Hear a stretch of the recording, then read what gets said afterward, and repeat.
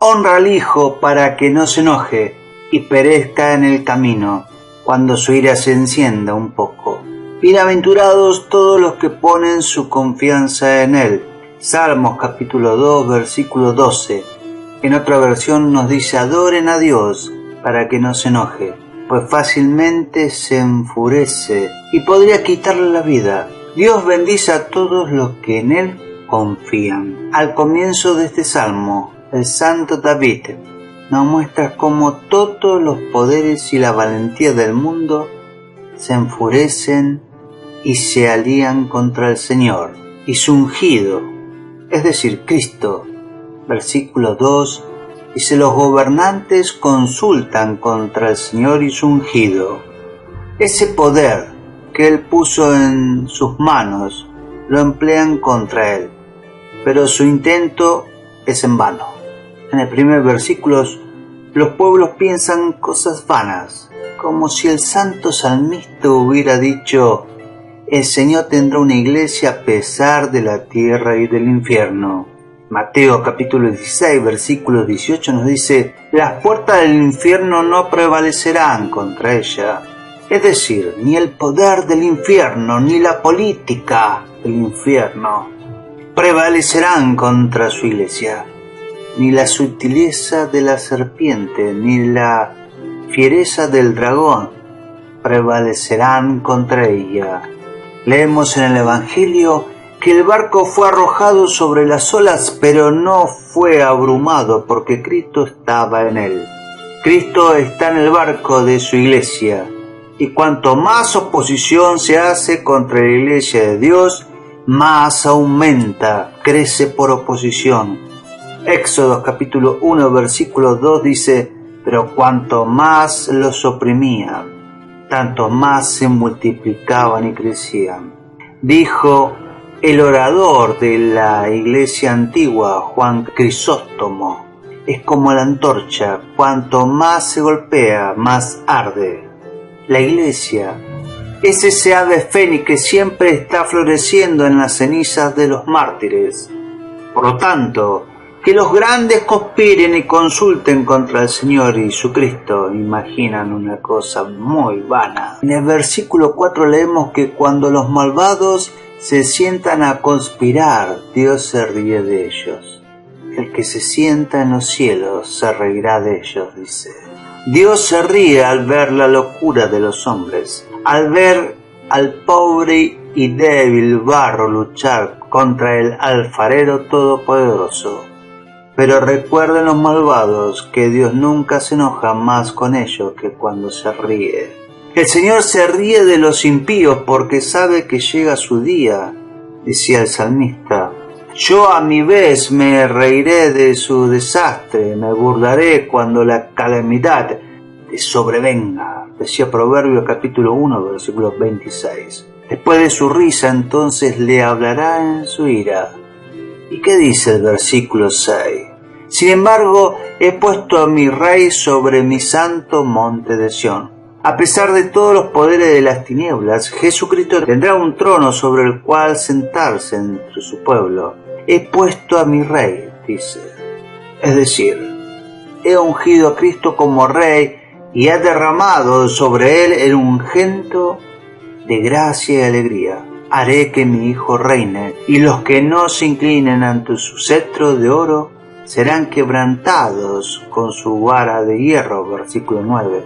Luego, después de esto, el salmista hace la inferencia. Antes había estado haciendo la doctrina de los reyes y los grandes del mundo. Ahora hace el uso en el versículo 10. Sed ahora pues reyes, sed instruidos, jueces de la tierra, servid al Señor con temor, como si Él hubiera dicho: por fin recuperé su gracia. No se destaque más en la contienda con Dios y su Hijo Jesucristo, sino inclínense ante Él, arrojen sus coronas a sus pies, hagan las paces con Él. Servid al Señor con temor. Así que el texto da paso a la entrada, y es parte del buen consejo que da el Espíritu Santo.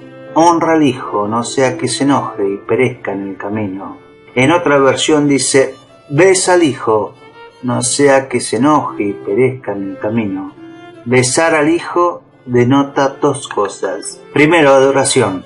Era una costumbre antigua besar al Hijo cuando lo admiraba, según Job capítulo 31. Entonces Jerónimo y otros lo leyeron. Admiran al Hijo. La adoración es una joya de la corona propia de Cristo y de su corona. Admira al Hijo. Eso es lo primero. En segundo lugar, besar al Hijo denota sujeción. Así que encontramos en 1 Samuel capítulo 10 versículo 1. Samuel besó a Saúl cuando lo ungió rey. Lo besó en señal de homenaje y sujeción hacia él. Entonces ese es el significado del texto, besar al Hijo, es decir, admirarlo y estar sujeto a él. El texto luego se divide en estas dos partes. Primero, aquí hay un deber, besar al Hijo. En segundo lugar, la razón de ello, y eso es muy convincente para que no se enoje. Así que aquí hay dos proposiciones que resultan de las palabras. Jesucristo es el Hijo de Dios. Segundo, es un gran punto de prudencia valorar y amar mucho, besar y admirar a este bendito Hijo de Dios. Jesucristo es el Hijo de Dios.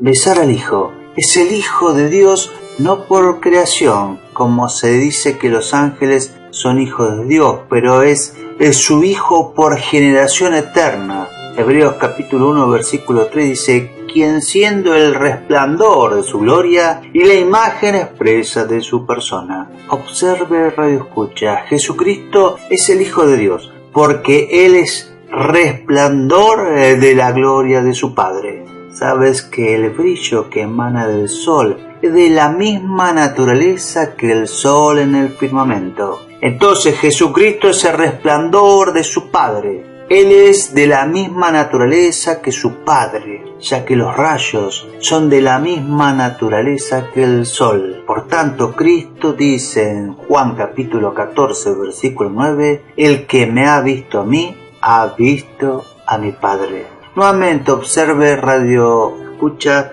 que a Cristo se le llama el resplandor de la gloria de su Padre. La gloria del sol en el cielo reside en su brillo, de modo que la incomparable gloria del Padre resplandece más en Jesucristo. Él es el resplandor de la gloria de su Padre. Y esto es suficiente para demostrarnos que Cristo es el mismo Hijo de Dios. Y como Cristo es el Hijo de Dios, también es un Hijo real. Él es un Hijo como es un Rey. He puesto a mi Rey sobre mi santo monte de Sión, decía el salmista. Se dice en la Escritura que Jesucristo es el príncipe de los reyes de la tierra, en Apocalipsis. Todos los reyes sostienen sus coronas por el tenor inmediato de Jesucristo. Proverbios capítulo 8, versículo 15 dice: por mí reinan los príncipes. Entonces Cristo es un Hijo real. Es tan Hijo que es un Rey. De hecho, Él tiene los títulos que se le han dado de Rey. Se le llama Alto y Poderoso. Isaías capítulo 9, versículo 6 dice: el Dios fuerte. Como es un Rey, tiene sus insignias de realeza, tiene su espada, tiene su cetro en su mano. Una vez más, como Cristo es Rey, tiene su beneficio real. Por ejemplo, tiene poder para hacer leyes, tiene poder para perdonar a los transgresores, que son joyas pertenecientes a las coronas de los príncipes. Una vez más, Él tiene sus súbditos, y ellos son los súbditos más nobles y excelentes del mundo. Y eso es un triple respeto. Primero, porque todos los súbditos de Cristo son liberados. Sus súbditos le temen por un sincero principio de amor. No sirven a Cristo por obligación, sino por elección. Son de espíritu noble y libre. En segundo lugar, los súbditos de Cristo tienen el poder del Espíritu del Dios viviente en ellos. Tienen la morada del Espíritu Santo. En tercer lugar, todos los súbditos de Cristo son de la sangre real del cielo. Son reyes. Así ves que Cristo es un Hijo, es un Rey y tiene sus súbditos. Cristo como Rey tiene sus dominios. Hay algunos príncipes que tienen títulos pero no dominios. Pero Cristo tiene dominios y títulos de honor, de tierras que pertenecen a su corona. Los dominios de Cristo son famosos por 3 cosas. Primero, son grandes dominios. Dios le ha dado como rey los confines de la tierra para su posición. Su reino llega a todo el mundo. En segundo lugar, el dominio de Cristo es famoso por su espiritualidad. El Señor Jesús establece su trono y reino donde ningún otro rey puede hacerlo. Él gobierna los corazones de los hombres. Él da leyes en sus conciencias. Él ata sus almas por sus leyes. Aquí está la espiritualidad de su reino. Tercero, aquí está la eternidad de su reino. Su trono, oh Dios, es por los siglos de los siglos, decía Hebreos capítulo 1. ¿Qué rey puede decir esto? Es cierto, tiene muchos herederos porque todos los creyentes son sus herederos, pero no tiene sucesores. Las coronas terrenales se desvanecen y caen en la tierra al igual que quienes la usan. ¿Pedirá la corona para todas las generaciones? No, hay un gusano que se alimenta de este oro, pero el trono de Cristo permanece para siempre. Como el Señor Jesús tiene las posiciones más grandes porque así las tiene, ellas perdurarán por los siglos de los siglos. Jesucristo es el Hijo de Dios, el resplandor de su gloria, y es un Hijo real. Él es tan Hijo como Rey. Ahora, para hacer alguna aplicación, radio escucha. Es un gran punto la prudencia, valorar y amar mucho, besar y admirar a ese bendito Hijo de Dios. ¿Es Jesucristo el Hijo de Dios? Es un Rey lleno de gloria y majestad.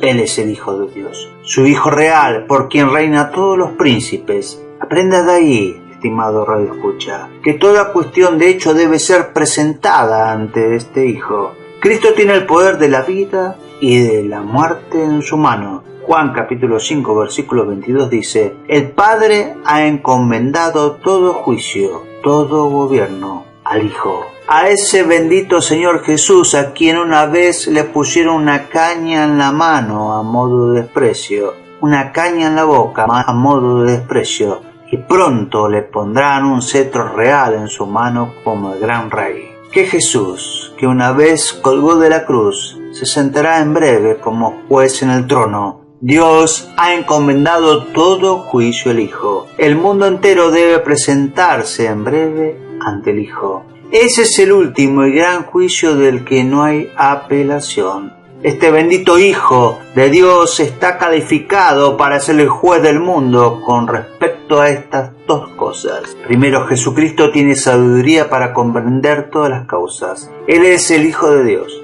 Él es Dios y por lo tanto buscará hasta el fondo de todas las causas. Por lo tanto, se le describe con 7 ojos para denotar su omnisciencia, para juzgar las cosas. Jesucristo pesa los espíritus de los hombres, por así decirlo, en una balanza. Se dice que pesa el espíritu. Cristo no solo juzga la cuestión de hecho, sino que juzga los corazones de los hombres. Las acciones de muchos hombres pueden parecer buenas en este mundo, pero sus corazones no son buenos. Ahora Cristo, este gran juez, tiene esta piedra de toque para probar el corazón. Cristo no solo tiene sabiduría, sino que también tiene fuerzas por la cual puede vengarse de todos sus enemigos. Por lo tanto, redescucha, en las Escrituras es notable que se dice que los 7 ojos de Cristo están sobre una piedra. 7 ojos sobre una piedra denotan la fuerza infinita de Cristo,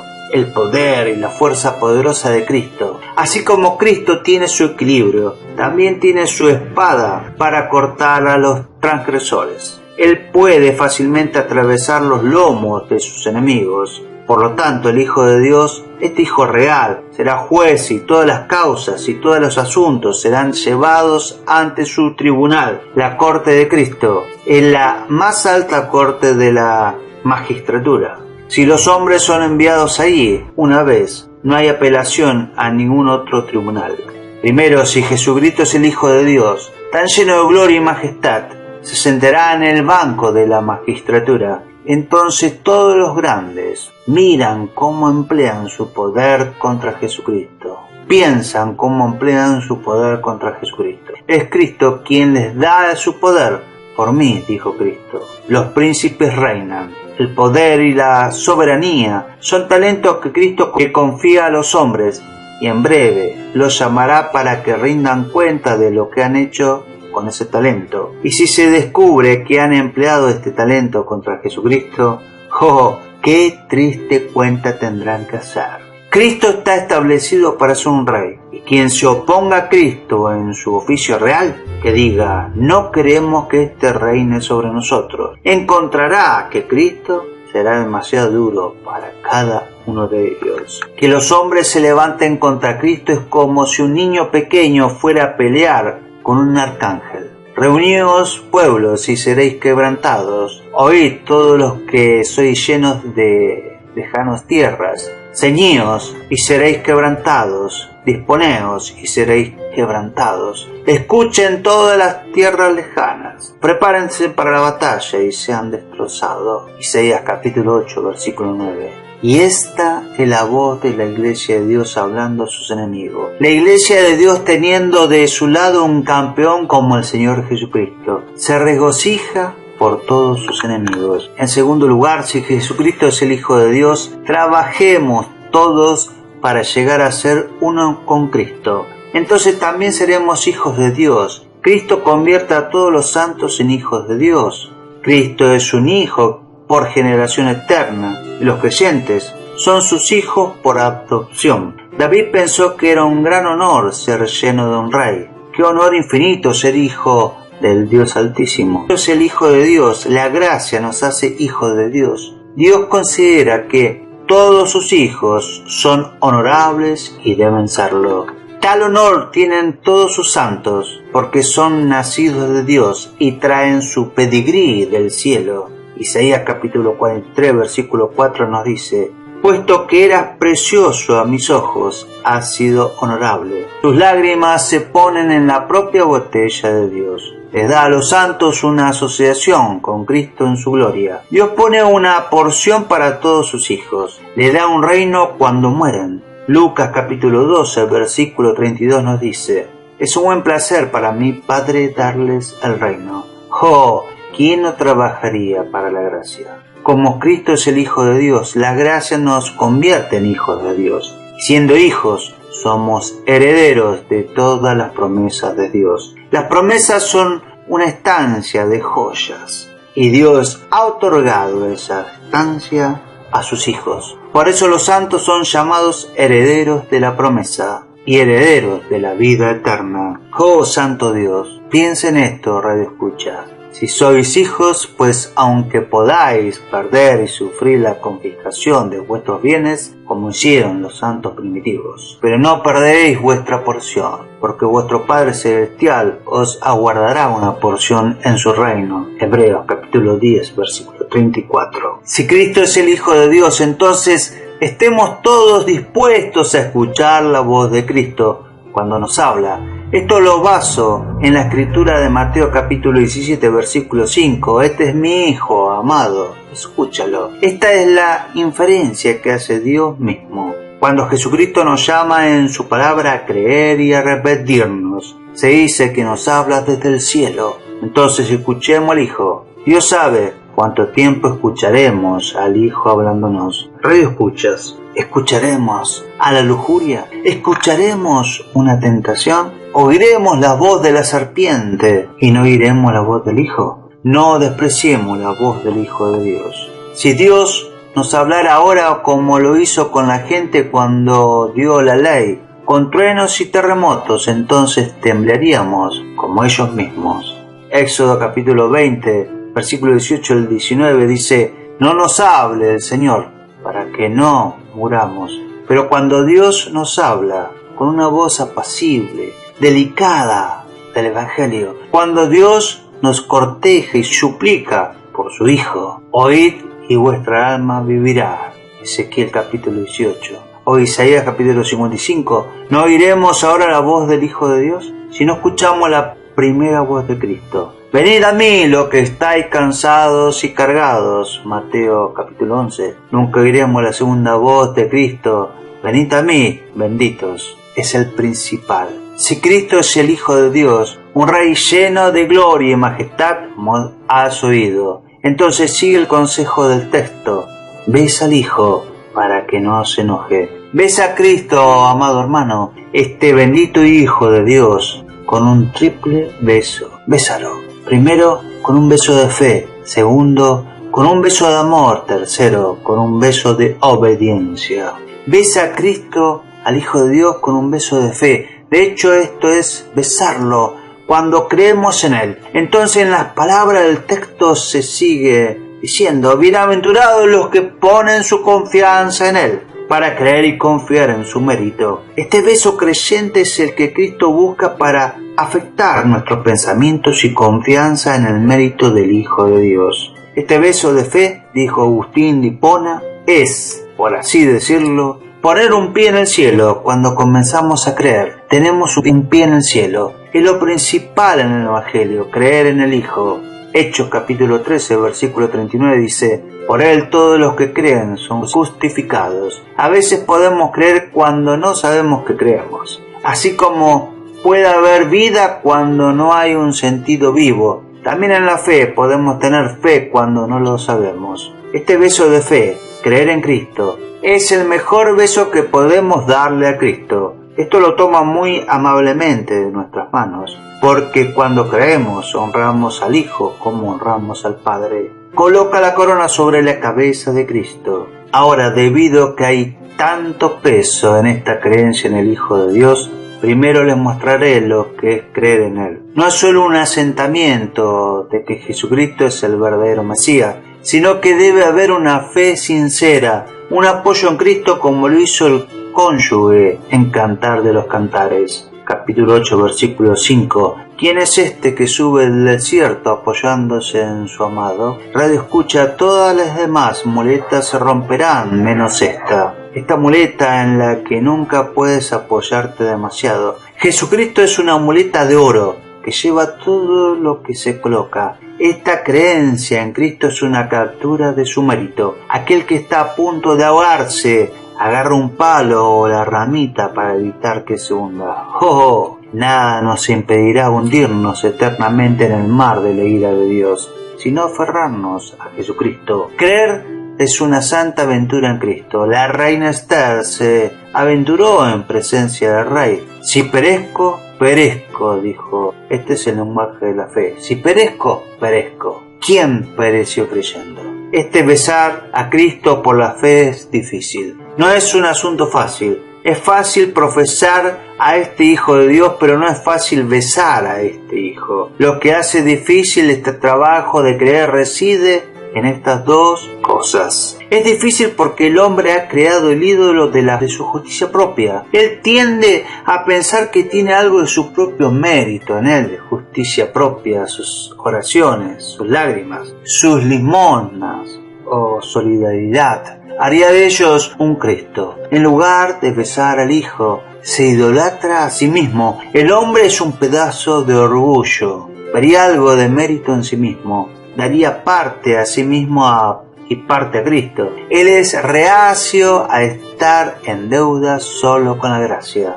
Crecería sobre su propia raíz y no sería injertado sobre el tronco de la justicia de Cristo. Romanos capítulo 10, versículo 3 dice: procurando establecer su propia justicia, no se han sometido a la justicia de Dios. Oh, redescucha. Es maravilloso ver a un pecador orgulloso ser humillado. Verlo salir de sí mismo a Cristo en busca de justicia. Eso es lo primero. La segunda cosa que hace que este trabajo de creer sea tan difícil es que creer es un trabajo que está por encima del poder de la naturaleza para producir. Es una obra de infusión sobrenatural. La fe se llama obra de Dios. Es obra de Dios creer. La fe es una nueva creación. La creación del mundo se llama obra del dedo de Dios, pero la creación de la fe se llama obra del brazo de Dios. El Señor pone todas sus fuerzas a trabajar. Se le llama la supereminencia, grandeza de su poder. Seguramente para resucitar a Cristo de entre los muertos se requirió un gran poder. Tenía una pesada lápida sobre él, los pecados de todo el mundo. pues este es el mismo poder que Dios pone al producir fe en el alma. De modo que este besar a Cristo por fe no es tan fácil como la mayoría imagina. El tercer aspecto de creer en Cristo es que donde quiera que se encuentre esta bendita obra de fe, tiene alguna virtud que la acompaña. Tiene una virtud refinadora y consagrante. El beso de la fe es un beso santo. Purifica el corazón, lo santifica. La fe está en el corazón como fuego entre metales. Lo purifica y quita la basura. Un beso de fe tiene la misma virtud que tocar a Cristo por fe. La mujer tocó al borde del manto de Cristo por fe e inmediatamente recibió la virtud sanadora de este toque. Así la fe toca a Cristo y sana. La verdadera fe extrae una virtud santificante, mortificante del Señor. La fe que justifica es milagrosa, porque quita montañas de pecados y lo arroja a la sangre de Cristo. Quien besa al Hijo por fe, en la actualidad es santificado. La fe lleva al hombre a la santidad, depende de razonar con él. Oh, alma mía, ¿ha hecho Cristo tanto por mí? ¿Me ha perdonado tantas deudas? ¿Ha comprado una misericordia tan rica en su sangre? ¿Y abusarás del amor de un amigo tan querido? ¿Harás sangrar de nuevo las llagas de tu amado Salvador, mi estimado Radio Escucha? ¿Es esto besar al Hijo? Oh, alma mía, ¿cómo debes entregarte a Cristo en santidad?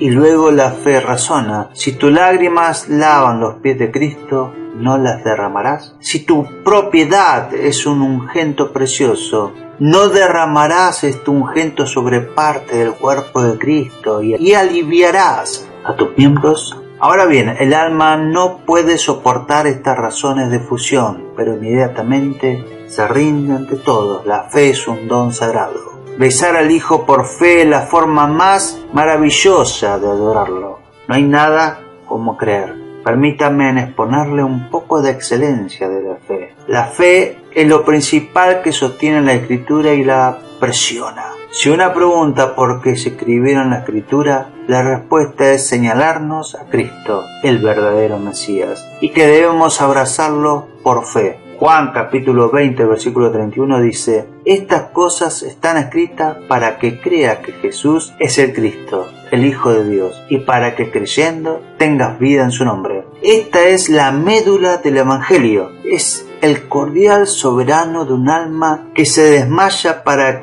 que al creer en el Señor Jesucristo pueda ser salvo. Este creyente bienaventurado, besar al Hijo por fe, es la más excelente de las gracias. Sobresale a todos los demás, incluso como el oro entre los metales. Cada gracia es muy hermosa, pero esta de la fe la supera a todas. Considere estos 5 detalles. La fe es la gracia unificadora, por tanto esta gracia sobresale. Otras gracias nos conforman a Cristo, pero la fe nos une a Cristo. Otras gracias nos hacen como Cristo, pero la fe nos hace uno con Cristo. Otras gracias nos hacen imágenes de Cristo, pero la fe nos hace rama de Cristo. La fe es la gracia vital. Al besar a Cristo le sacamos vida. El justo por la fe vivirá, decía Habacuc. Al creer recibimos vida de Cristo. Vivo por la fe del Hijo de Dios, dijo el apóstol. Así como el brazo vive al sacar vida del corazón,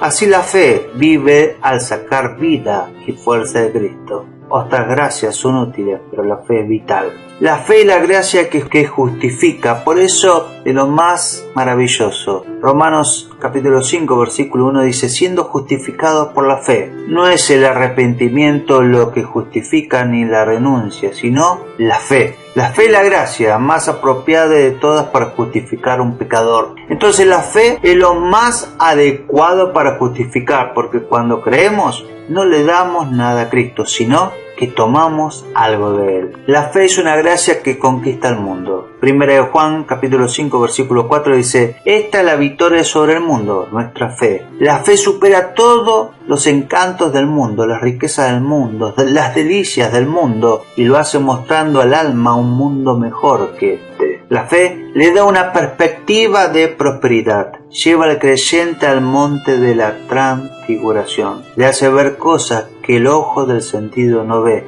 La fe lleva el alma a Cristo. La brillante estrella de la mañana le da el alma una vista de Él, y Él es conocido en la túnica bordada de su gloria. La fe muestra al hombre un reino, opera por encima de la luna, y cuando un alma tiene una sombra de estas cosas, desprecia todos los placeres de este mundo. Por último, la fe es una gracia suficiente. Nos permite cruzar las profundas aguas de la aflicción. Hebreos capítulo 11, versículo 25 dice: por la fe, Moisés prefirió sufrir aflicción con el pueblo de Dios que gozar el placer del pecado por un tiempo. La fe es un horno de gracia, le da al alma una noción correcta del sufrimiento. Radio escucha, ¿pero qué es este sufrimiento?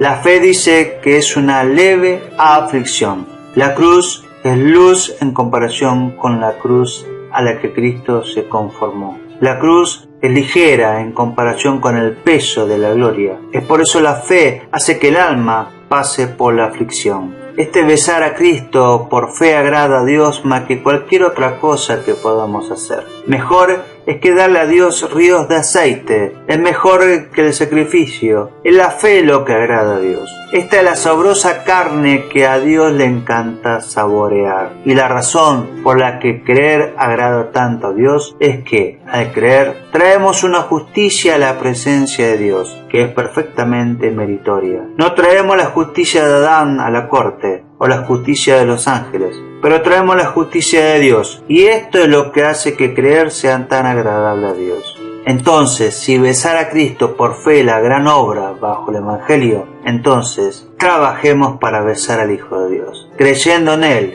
y poniendo nuestra plena esperanza en Él. Eso es lo primero, besarlo con un beso de fe. Debemos besar al Hijo de Dios con un beso de amor. De hecho, Cristo es la maravilla de la belleza, no es más que amor. No es simplemente amor. Dios es amor. Cristo tiene esa majestad en Él que puede atraer reverencia. Él tiene esa misericordia en Él que puede extraerlo amor. El Señor Jesús es todo un paraíso de delicias. Pues bésalo con un beso de amor. Que sea un amor sincero. 1 Corintios capítulo 16, versículo 21 dice: gracias sea con los que aman al Señor Jesús en sinceridad y verdad. Radio escucha, no lo beses con un beso de Judas para traicionarlo, sino ámalo con sinceridad, es decir, ama a su persona más que a las joyas. Amar a Cristo más por lo que es que por lo que tiene. Ama a Cristo con un amor superlativo, un amor por encima de todas las cosas. Cristo los ha amado más que a los demás. Radio oyente, ustedes que son creyentes, Él te ha amado con tal amor que no se lo concede a los malvados. Tienes amor de elección, tienes amor de adopción. Deje que su amor a Cristo sea tal amor que nadie más que Cristo pueda ser un partícipe. Es decir, dale a Cristo un amor que esté unido a la adoración. No solo beses a Cristo con tus labios, sino adóralo en tu corazón. Ese es el segundo punto, besar a Cristo con un beso de amor. Ese es el que más se merece tu amor. Besa a Cristo con un beso de obediencia. Esto es besar a Cristo cuando nos sometemos a Él, cuando obedecemos sus leyes, cuando estamos bajo su jurisdicción. Hay muchos en el mundo que le dan a Cristo un beso como de sobra. Parecen devotos, se inclinan y se encogen. Pero no obedecen al Hijo. Besan a Cristo como su Salvador, pero no se someten a Él como su Rey. La verdad es que querrían tener a Cristo y sus concupiscencias juntas. Abrazarían sus promesas, pero no obedecerían sus mandamientos.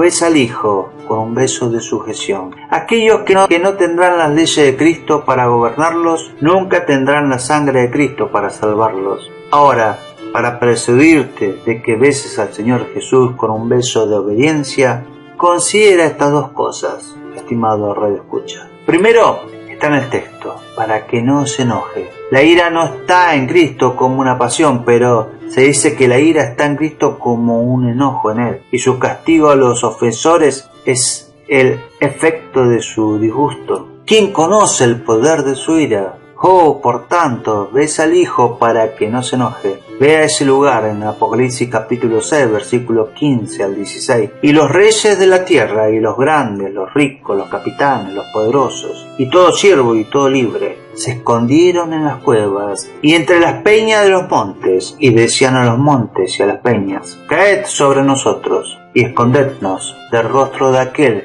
que está sentado sobre el trono y de la ira del Cordero. El que no tiene parte en la sangre del Cordero, tendrá parte en la ira del Cordero. Si no besa al Hijo, se acuesta a sus pies y se somete a él. Entonces debe caer en sus manos. Y el apóstol dijo: es cosa terrible caer en las manos del Dios viviente. Es bueno caer en sus manos cuando es amigo.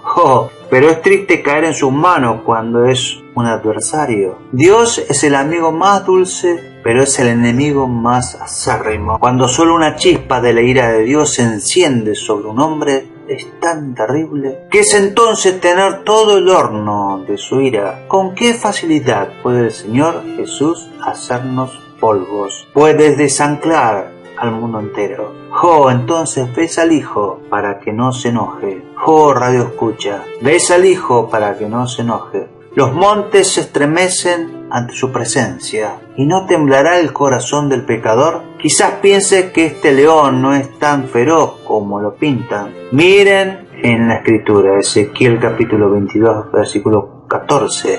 Cuando decida castigarte, no tendrás ánimo ni fuerza para enfrentarte conmigo. Yo soy tu Dios, y lo que digo lo cumplo. Cristo nos pondrá para siempre en su pecho, y si le damos un beso de amor, nos dará una corona de vida. He aquí una palabra de terror para los malvados. En lugar de besar al Hijo, lo desobedecen, lo deshonran, afligen a su espíritu y hacen todo lo que pueden para fastidiarlo. Toman consejos contra el Señor y su ungido. ¿No son muchos los que hacen todo lo que pueden para cambiar los intereses de Cristo? Detendrían los conductos que transmiten el agua de la vida. Apocalipsis capítulo 17 versículo 14 dice: pelearán contra el Cordero y el Cordero los vencerá. Cristo obtendrá la victoria, saldrá como conquistador. Jesucristo pondrá a sus santos en su pecho, pero pondrá a sus enemigos debajo de sus pies. Salmos capítulo 110 versículo 1 dice: pondré a mis enemigos por estrado de mis pies, aquellos que no sean gobernados por el cetro real de Cristo, su cetro de gracia. Serán quebrantados por su vara de hierro en breve. El Señor Jesús dispara sus flechas muy profundas en el corazón de sus enemigos. Sus flechas son afiladas, atravesando el corazón de tus enemigos, dice el salmista. Los persas mojaban sus flechas en veneno para matar más mortalmente. Entonces Jesucristo dispara sus flechas de veneno de la ira del Cordero. Por tanto, hay terror para todos aquellos que no besan al Hijo. Pero, estimado oyente, para que no te ocurra esto, deseo darle la oportunidad de ser a Jesús el Señor de tu vida. Puede orar conmigo, solo diga: Señor Jesús, me arrepiento de mis pecados, entra en mi corazón, te hago mi Señor y Salvador. Ven Espíritu Santo, toma el control total de mi vida y escribe mi nombre y apellido en el libro de la vida eterna. Amén y amén. Si hizo esta sencilla oración, creemos que nació de nuevo. Busque una iglesia donde se enseñe la Biblia y mantenga a Dios en primer lugar. Y Él los llevará a lugares que nunca has soñado. Esto fue Predicando en el Infierno, de la segunda temporada del programa El Rincón de las Águilas, de José Antonio Silva.